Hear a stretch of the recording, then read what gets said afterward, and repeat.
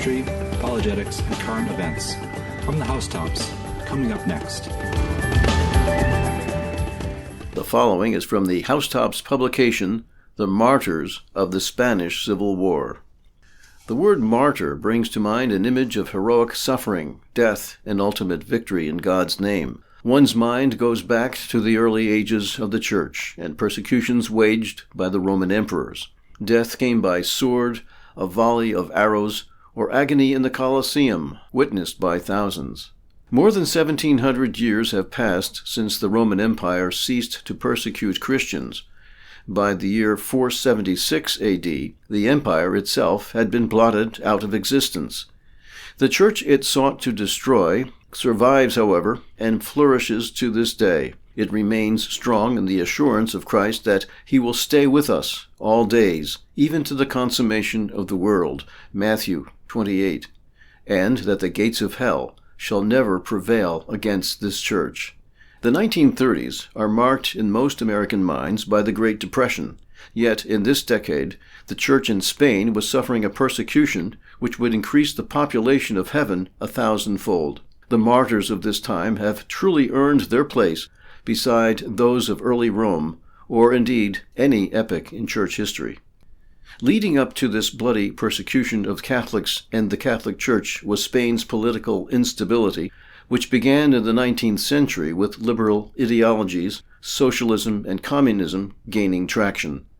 By the early 20th century, anti-Catholic sentiment intensified when laws were made suppressing religious orders and expelling clergy, climaxing in the Spanish Civil War, which lasted from 1936 to 1939. In 1931, King Alfonso XIII abdicated, and the Second Spanish Republic was established. Left-wing leaders, including Prime Minister Manuel Azaña, implemented anti-religious policies such as banning religious education and destroying churches. Riots and arson targeted Catholic institutions, while the government passively allowed these actions. Pope Pius XI condemned these injustices in his 1933 encyclical Dilectissima Nobis. Political polarization deepened with the right-wing National Front opposing the left-wing Popular Front, which included communists, socialists, and anarchists. The Popular Front won the 1936 elections through manipulation, leading to widespread violence, strikes, and mob rule. Churches were burned, religious properties confiscated, and clergy targeted. The government suppressed the army, transferring conservative generals like Francisco Franco to remote posts. The assassination of conservative leader Calvo Sotelo in July 1936 marked a turning point, prompting the military uprising led by Franco, General Mola, and others. The coup failed to achieve its purpose, sparking the Spanish Civil War. The Republican side, backed by Soviet aid, unleashed brutal persecution of the church, killing thousands of clergy and desecrating religious sites. The nationalists, supported by Germany and Italy, fought to restore order and to protect Catholicism. The war highlighted the ideological clash between atheistic communism and traditional Catholic values, with the Church enduring severe persecution.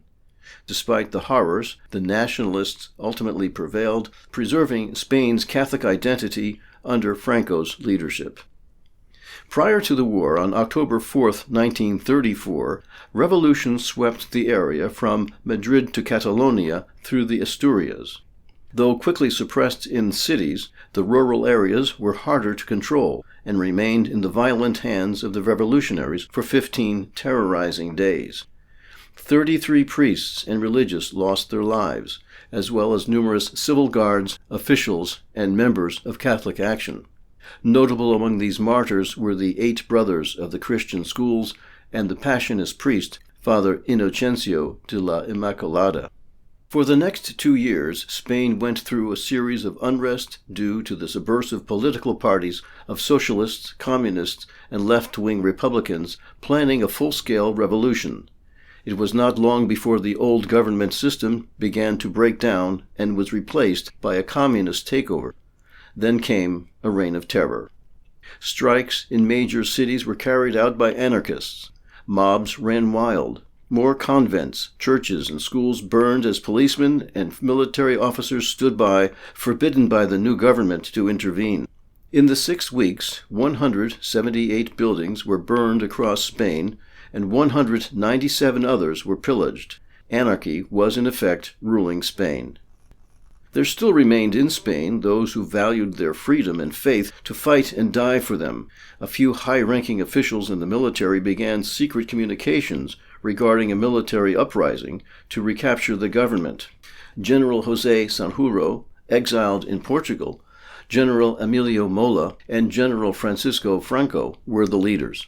It was an unexpected sequence of events that ultimately made General Franco, only 44 years old, the long-term leader of the resistance and, eventually, of the Spanish nation. He was a courageous man and a strong Catholic up to the end. He has been slandered and despised by many in subsequent years.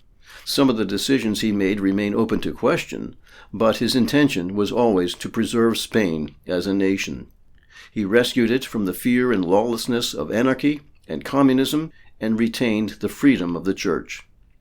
Plans for the uprising were secretly underway when an event took place that made the need for armed resistance undeniably clear. Calvo Sotelo had continued to be outspoken as a conservative member of the Cortes, the Spanish parliament. He fearlessly denounced the government abuses, mob violence, Freemasonry, and persecution of the Church. Twice his life had been threatened while on the parliament floor.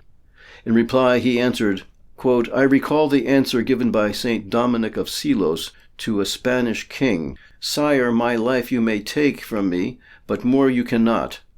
Is it not indeed better to perish gloriously than to live in contempt?'" Not long after, the chief of staff in the police department instructed Calvo Sotelo's police escort that they would no longer guard Sotelo, but act as spies, and not to oppose any attempts on the senator's life. Communist assault guards, dressed in plain clothes, came to Sotelo's house around 3 a.m., July 13, 1936. He was forced into a car with the men. It was only a few blocks down the street when they shot him in the back without ever seeing the gun. Without slowing down, they sped to the nearest cemetery and dropped his body out of the car. Around noon, his body was found. The funeral was the next day, and a multitude of mourners turned out to honor him. He was an icon of Spanish fidelity, and his murder drew definite lines of division. On July 16, 1936, the Cortes met, and the remaining right members announced that they would not return. On July 17, 1936, the military officially rose up against the Second Spanish Republic. Unfortunately, a traitor among the Phalangists leaked out crucial information beforehand, and they lost the element of surprise. Thus began 3 years of continuous warfare and bloodshed. Civil wars, ironically named, bleed a country from its heart from both sides. The Republican government and its army went berserk as the coup spurred on the vicious persecution of the Church. Identifying Catholicism with the traditional Old Spain, they used this as an excuse for their excesses. In reality, it was a deep-seated hatred of God, a primary doctrine in the Marxist, atheist, communist regime. It was enough to be wearing a cassock or habit, or even carrying a religious item such as a rosary, to be shot. July 25th was the last public mass in Republican Spain until the end of the war 3 years later. Those few churches that escaped vandalism were closed and locked. Even the bodies of the dead were not respected. Cemeteries were violated, and the long-dead bodies of religious were sacrilegiously pulled out for public mockery. One eyewitness records the bloody days of July, quote, "Only the blackened walls remained of the historic religious building. The statues and paintings had been destroyed or removed. The altars ripped out, the stained glass windows broken. The burial vaults in the floor of some of the churches had been forced open, and the century-old mummified bodies of nuns and priests had been removed from their moldy resting places." End quote. The church buildings themselves were annihilated. Those that remained standing were desecrated by misuse. For example, one church served as a granary, another as a garage, another as a cinema theater and assembly hall. Another church was a storage depot. One was an ammunition dump. One was used as a stable, another used as a jail, another as military barracks, and yet another as a dance hall. In Barcelona, only 10 churches were unharmed, while more than 800 were totally destroyed. Some dioceses had every single church destroyed or damaged.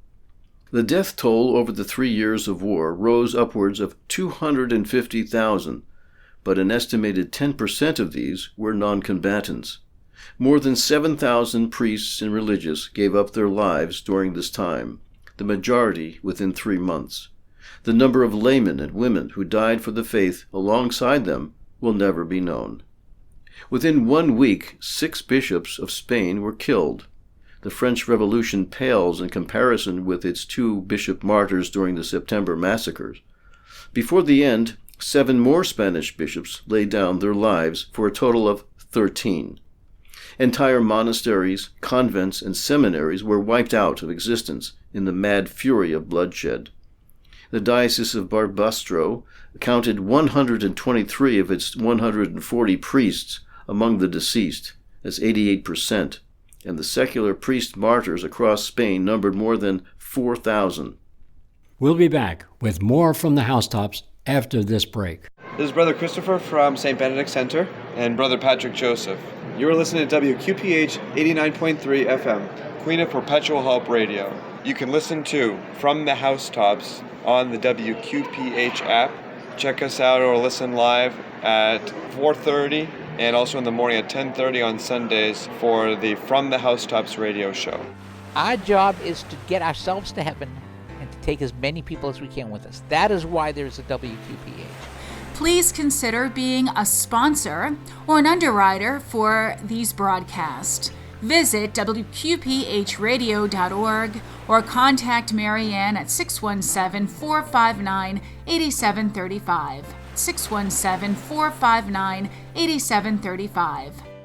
On the WQPH community calendar. Hello, this is Peter and Jemmy, host of Your Prayer Intentions every Saturday noon, to tell you about our WQPH Shrove Tuesday breakfast.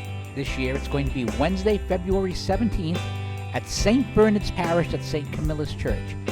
For $10, only $10, you will get pancakes, you will get ham, you will get coffee or tea or juice. And there will be other little munchy things there for you to eat. There'll be some WQPH hosts there, and we'll be showing a film as well during the time. We'll be serving from 7:30 to 10 o'clock. That'll be downstairs in the church hall. And there'll also be relics for veneration in the church hall as well. Meanwhile, upstairs in the main church, there will be a 7 a.m. Mass. After the 7 a.m. Mass, there will be a public rosary, which is normally prayed after the 7 a.m. Mass. Then that'll be followed by an 8 a.m. Mass, and then exposition of the Blessed Sacrament. And we will also have a guest priest or two who will be hearing confessions all during that time as well. So, you have the breakfast downstairs, you have masses and adoration upstairs, you'll have WQPH hosts, and then at 10 o'clock, you'll have the Catholic film. And then at 10 o'clock, when I stop cooking, I will actually be doing the cooking. I will be giving a talk on Lent. So you have all of this, and it's only $10, and it's all to raise money for WQPH's table and setup at the Catholic Men's Conference this year. So come on down to St. Bernard's Parish at St. Camilla's Church. Again, we'll be serving at 7:30 till 10. The first Mass starts at 7 o'clock upstairs as well. 2 Masses, 7 and 8. Hope to see you there. This is Peter and Jemmy of Your Prayer Intentions. I'll see you on the 17th. Father Leonard Mary will be joining us at WQPH in April of this year. Jesus came into this world not to call the righteous, but sinners. And Jesus is here to forgive sins. And we as Catholics can experience this mercy, the forgiveness of sins, in the sacrament of penance. Because there we come face to face with the merciful heart of Jesus Christ. And all that is necessary for us is that we examine our conscience. We know what our sins are. that we come in there with contrition, true sorrow for what we've done wrong and how we've offended God. Then to confess our sins. And all we need to do is say the name of the sin we've committed and the number of times we've done that sin. That's it. And if we've done it so many times we don't remember, we just say we've done it several times. And then satisfaction for your absolved. The priest will give you a penance. And so that's what satisfaction is to do penance and to repair what we've damaged. So here, come to confession. Know the Lord is there to embrace you with his mercy and his forgiveness. God bless you all. On the WQPH 89.3 FM community calendar, there'll be a Catholic event at St. Joseph's Parish in Fitchburg on 46 Woodland Street on May 14th, featuring Catholic speaker Christopher West, who will be giving a talk on theology of the body. The church doors will open at 6:30. The event will run till 9:30 with a half-hour intermission.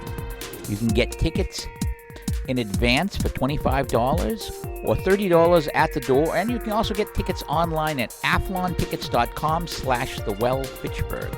That's athlontickets.com/thewellfitchburg. That's Christopher West speaking on theology of the body at St. Joseph's Church, 46 Woodland Street in Fitchburg, Massachusetts, Thursday, May 14th. This has been the WQPH 89.3 FM Community Calendar. Hi, I'm Francis Wada. I'm a member of the St. Cecilia Church in Leominster, Massachusetts. And the people need to listen to WQPH 89.3 FM. So you can listen to it all day long or whenever you tune in. Reach the WQPH and your blessing will be coming out of the radio. Download the free app to this great station and you'll be so blessed. Religious orders have a careful record of their own. Christian Brothers, 165. Franciscans, 226. Dominicans, 132. Jesuits, 114. Augustinians, 155. Piarists, 204. Brothers of Mary, 176. Claretians, 259, and the list goes on. The lists of names seem interminable, reading over page after page of names followed by crosses.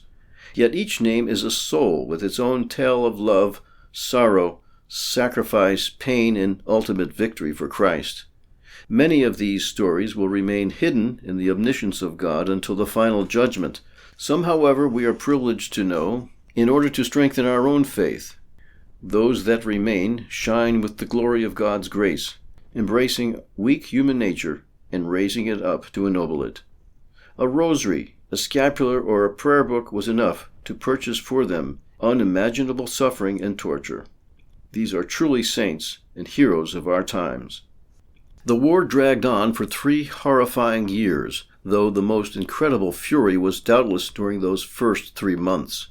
Spain was divided, with the west and north held by the nationalists and the southeast in Republican hands. There were many fierce battles and defenses, among them the Alcazar of Toledo and its heroic defense. 1,800 men, women, and children survived the 10-week siege.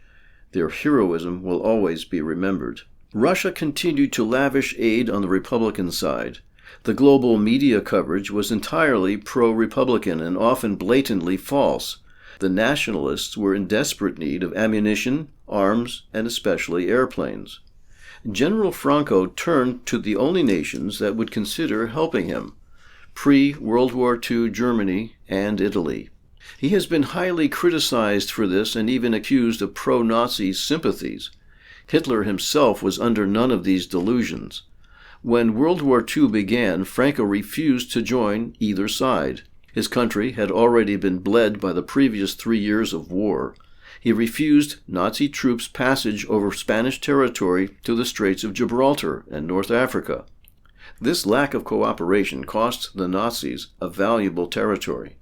Hitler stated after a meeting with Franco that he would rather have 3 or 4 teeth extracted than repeat that experience.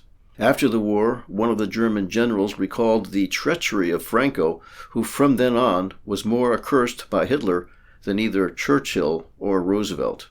The Spanish bishops issued a joint letter to the world on July 1st, 1937. Though only 1 year of war had elapsed at this point, their words are harsh with truths overlooked by the mass media. After detailing the events of the 5 years leading up to the war, they exposed the atheistic communism behind the Popular Front government. The moral grounds for the military uprising are clearly laid out. In a radio broadcast of January 1937, a leading anarchist admitted, "We must say things as they are. The truth is none other than that the military have prevented us from letting loose the revolution." The bishops then briefly described some of the atrocities committed by the Republican side. A few quotations will place a vivid image before one's mind. Quote, "A very eloquent proof that the destruction of the churches and the slaughter of the priests in an exhaustive manner was a premeditated thing is its frightful number. Although the figures are premature, we calculate that about 20,000 churches and chapels have been destroyed or plundered. The murdered priests, counting on an average of 40% in the devastated dioceses, in some they reach 80%. They were hunted with dogs, they were pursued across the mountains, they were searched for with eagerness in every hiding place. They were killed without trial most times, on the spot, for no other reason than that of their function in society. The forms of murder took on character of horrible barbarity, first as regards their number, secondly in the lack of form, without accusation, without proofs, in the majority of cases without trial, thirdly in tortures. The greatest cruelty has been used against the ministers of God. For respect and charity, we do not wish to give any more detailed account of the torture. The revolution was barbarous, since it destroyed the civilizing work of many centuries. It destroyed also thousands of works of art, many of them of worldwide reputation. Even the Ark of Bara in Tarragona, Roman work which had seen 20 centuries, dynamite brought its destructive action. But above all, the revolution was anti-Christian. We do not believe that in the history of Christianity, and in the interval of a few weeks, there has occurred such an explosion of hatred in all forms of thought, will, and passion against Jesus Christ and his sacred religion.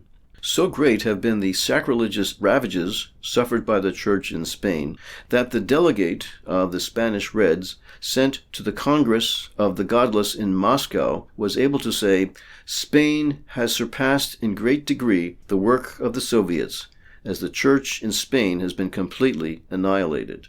We count the martyrs in thousands. Their witness is a hope for our poor country. But we should hardly fail to find in the Roman martyrology a form of torture not used by the communists, not excluding crucifixion, and on the other hand, there are new forms of torture which have been made possible by modern substances and machines.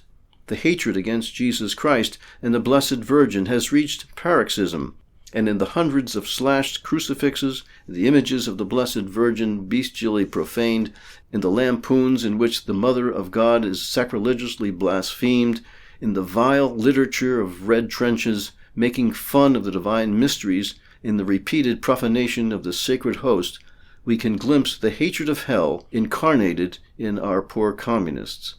I had sworn to be revenged on you, said one of them to our Lord enclosed in the tabernacle, and aiming at him with a pistol, he fired on him, saying, "Surrender to the Reds, surrender to Marxism." The profanation of sacred relics has been frightful. The bodies of Saint Narcissus, Saint Pascal Bailon, the Blessed Beatrice de Silva, Saint Bernard Calvo, and others have been destroyed or burnt. The forms of profanation are unbelievable, and they can scarcely be conceived without diabolical suggestion. We do not continue, venerable brethren, with the criticism of the communist activity in our country, and we leave to history the true narration of the facts of what has happened therein. End quote.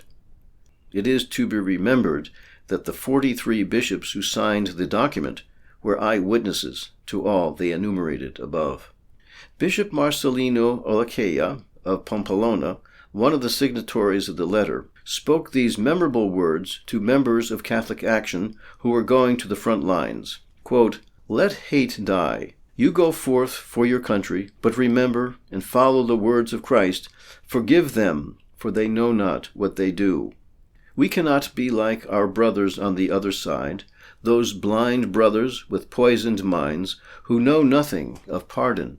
We cannot be like them, for we have adopted the law of pardon. Let there be no bloodshed for punishment or vengeance. You soldiers must carry into battle this creed, for tomorrow we shall have a united Spain.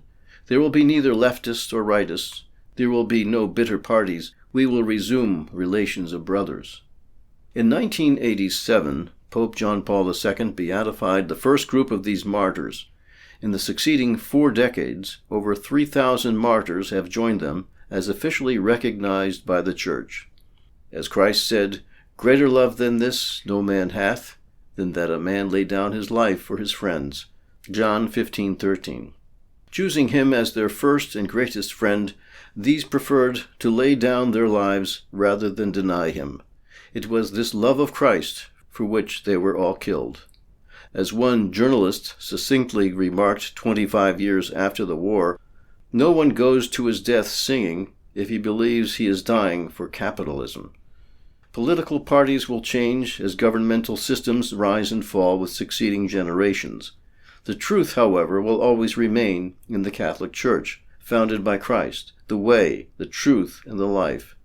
In every age where truth is persecuted, there will be martyrs to whom God will give the strength to sacrifice their lives in defense of it.